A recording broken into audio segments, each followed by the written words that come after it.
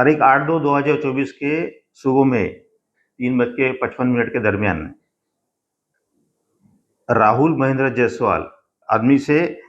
पुराना जो झगड़ा था, उसी के वजह से इन केस के जो आरोपी है, इन्होंने पुराने झगड़े के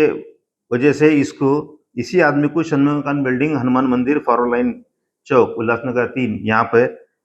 रास्ते में मोटरसाइकिल अड़ाकर उसको चाकू जैसे हथियार से बड़े गंभीरता से उसके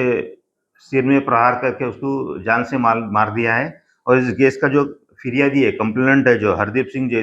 अजय सिंह लवाना, इसे भी जान से मारने की कोशिश की है। इसके बाद में फिरियादी जो हरदीप सिंह लवाना, इसके कंप्लेंट के ऊपर मध्यवर्ती पुलिस स्टेशन में CR number 264/2024 murder, attempt of murder और अन्य धाराएं के तहत गुना दाखिल कर दिया है। ये गुना दाखिल होने के बाद में मध्यवर्ती पुलिस स्टेशन के डीबी स्टाफ और अन्य पुलिस अधिकारियों की मदद से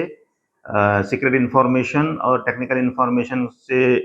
इन केस के जो मुख्य आरोपी है बाबू ढकनी और करण ढकनी, इनके साथ उनके और 4 साथीदार को इस केस में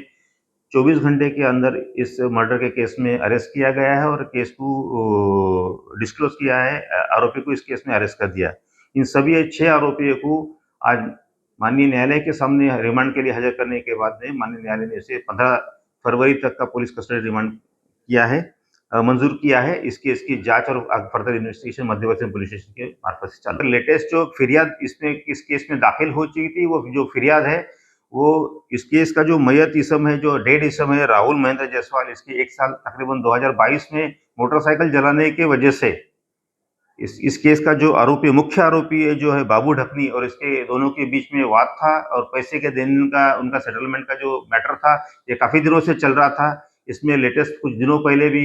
ये बातचीत हो चुकी थी पैसे के देने के बारे में। ये लेटेस्ट मामला सामने आया, उसी तक के फिरियाद होने के कारण वो गुना दाखिल हो चुका है। मगर जो अभी हमें जो कुछ इन्फॉर्मेशन आपके थ्रू जरिए से मिल रही है, इस अलग इन्फॉर्मेशन के लिए भी हम उसके ऊपर तहकीकात करके फर्दर इन्वेस्टिगेशन कर रहे हैं। इस केस में जो मुख्य आरोपी अरेस्ट हो चुके हैं, जो बाबू ढकनी है, करण ढकनी जो आरोपी है, उनके जो और साथीदार है,